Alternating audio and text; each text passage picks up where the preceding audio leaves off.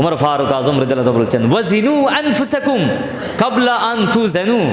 আল্লাহ পাক তোমার আমলনামা দাড়ি পাল্লার মধ্যে দিয়ে মিজানে দিয়ে ওজন করার আগে নিজের আমলনামা একটু নিজে ওজন করে দেন। সুবহানাল্লাহ বলবেন না?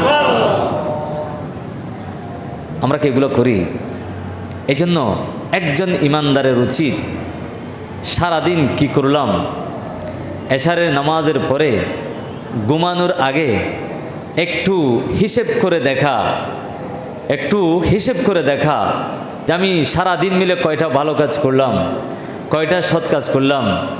এভাবে হিসেব করার পর আল্লাহর দরবারে দুই হাত তুলে ফরিয়াদ করা দরকার, আয় আল্লাহ, আজকের দিনে আমি যতটুকুন ভালো কাজ করেছি ওগুলো আপনি কবুল করুন, আগামীতে আরও বেশি বেশি ভালো কাজ করার এবং মন্দ কাজ থেকে বিরত থাকার তৌফিক দান করুন। সুবহানাল্লাহ।